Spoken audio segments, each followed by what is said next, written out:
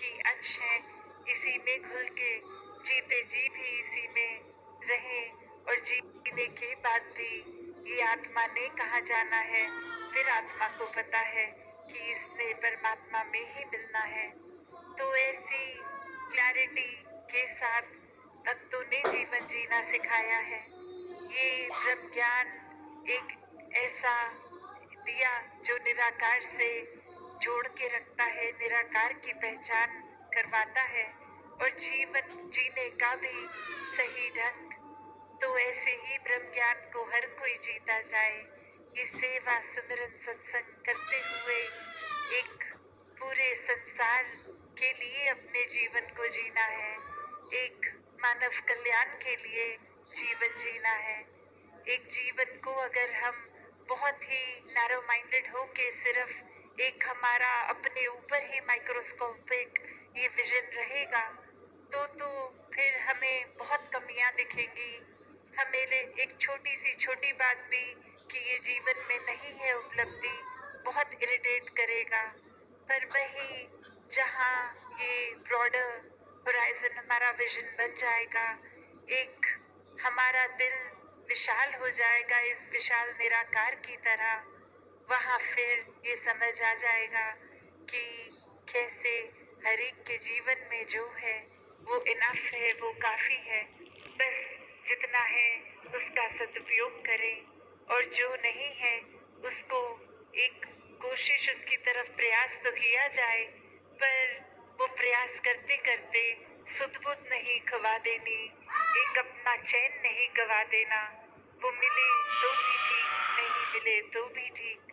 तो ऐसा ही जीवन भक्तों ने जीना सिखाया कि जब परमात्मा जिनके जीवन में है, फिर बाकी दुनियावी उपलब्धियां हो ना हो, एक साधन सामान घर परिवार हो ना हो, फिर ये सुख और दुख भक्त कभी भी ये मटीरियलिस्टिक तरह से नहीं तोलता।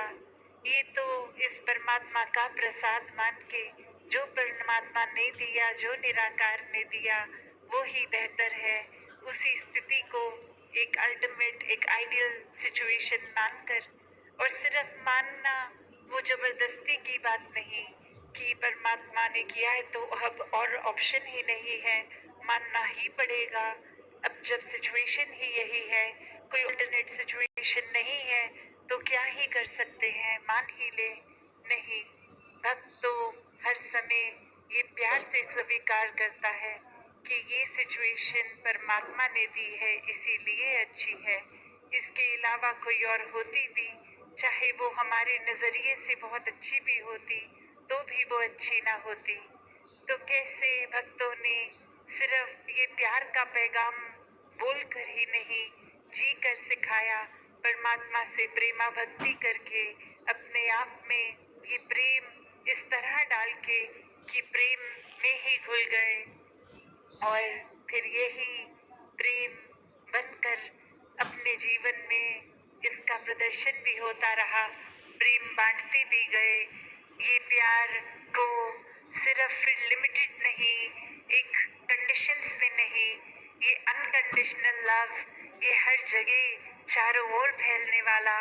फिर ये बंदिश वाला प्यार भी नहीं कि अगर हम अक्सर अपने एक रिश्तों में भी देखते हैं, अक्सर ये कहा जाता है कि अगर रिश्तों में भी कि अगर आपको हमसे प्यार है तो ऐसा कीजिए, अगर हम आपके लिए इम्पोर्टेंट है तो पिछली बार आपने अपनी बात मनवाई थी, इस बार हमारी मानिए। तो ऐसे ये कोई प्यार की ये डेफिनेशन नहीं है, ये तो सौदा है, और भक्तों के जीवन में सौदा नहीं होता। भक्तों के जीवन में सिर्फ और सिर्फ प्यार, वो भी एक अपने प्योरेस्ट फॉर्म ऑफ लव का ही होता है, जो परमात्मा से होता है और परमात्मा की बनाई रचना से होता है।